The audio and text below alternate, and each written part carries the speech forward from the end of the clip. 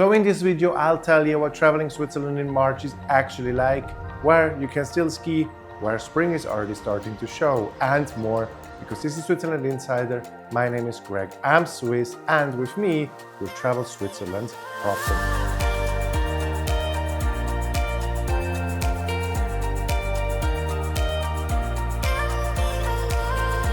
You won't believe how different Switzerland looks in March.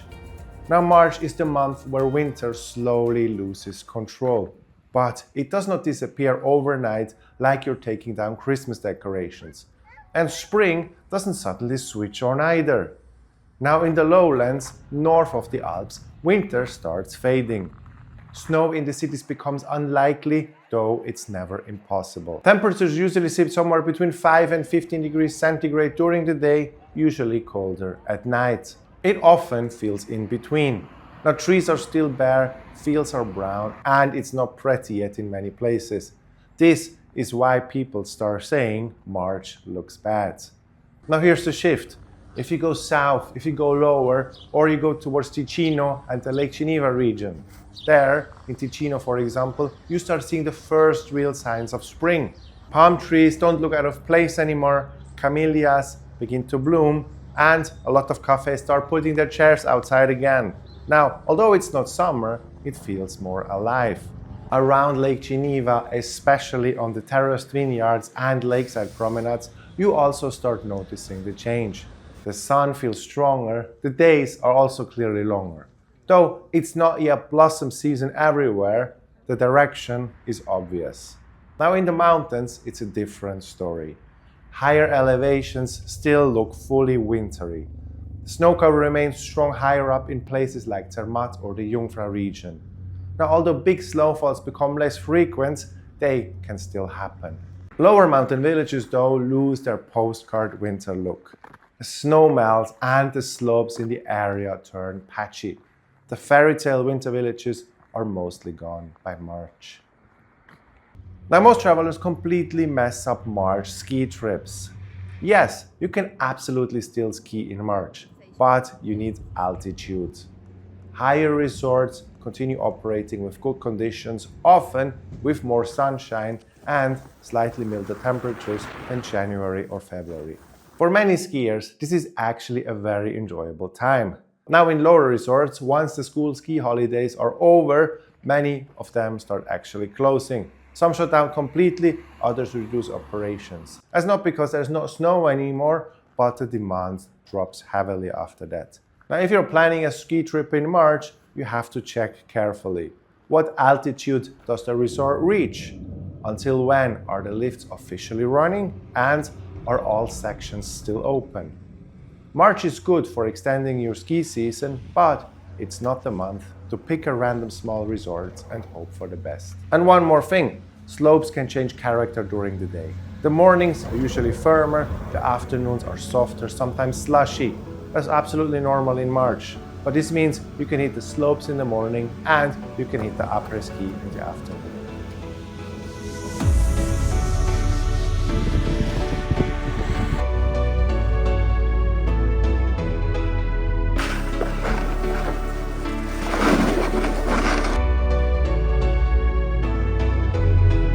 This is why your March hiking plans fall apart. Now, March is not hiking season in the mountains. Most higher hiking trails are still snow covered and many are not maintained yet. And this means some can be damaged from the winter conditions. So planning serious alpine hikes in March is unrealistic. Now, lower elevation walks start becoming possible again, especially in southern Switzerland and along the lakes. But a proper mountain hiking season is still weeks away. Now, scenic train rides remain a strong option. You still get snow at higher elevations and clearer skies more often than midwinter, but the greenery everyone wants to see is not there yet. This means the landscape can look very tired. Now, cities north of the Alps are in transition.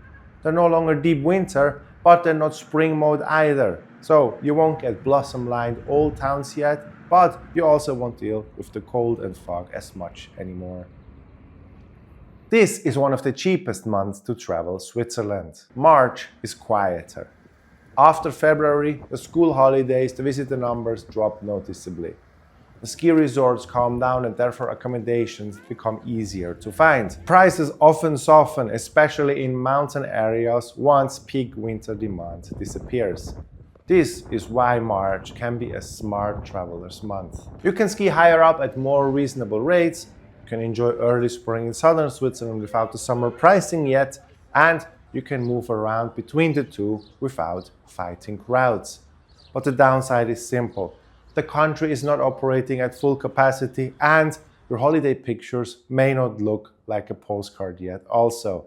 Now in short, March is like November, but for spring. March is not a heavy event month, but there are a few things worth knowing. For example, there is the Engadin Ski Marathon, usually takes place in early March. It's a major cross-country ski event and it brings sort of energy to the region. In parts of Graubünden also, Chalanda Mars marks the end of winter with traditional parades, loud cowbells driven through the villages by children, are usually happening on the first of the month.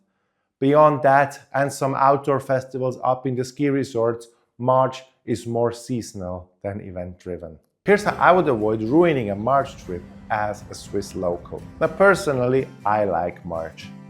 I wouldn't try to experience the entire country at once though. I'd split my time intentionally. A few days skiing in a high altitude resort, then I'd head south to Ticino or towards Lake Geneva and enjoy the shift in seasons. I'd sit outside a lot, go for walks along the lake and feel that winter is slowly losing its grip. I wouldn't plan big mountain hikes yet. And I double check what's open before booking anything in resort areas. It's the month where Switzerland slowly changes color again. If you understand that, March is not bad at all, it's just different. Thank you very much for watching, see you soon around in Switzerland, bis bald und tschüss.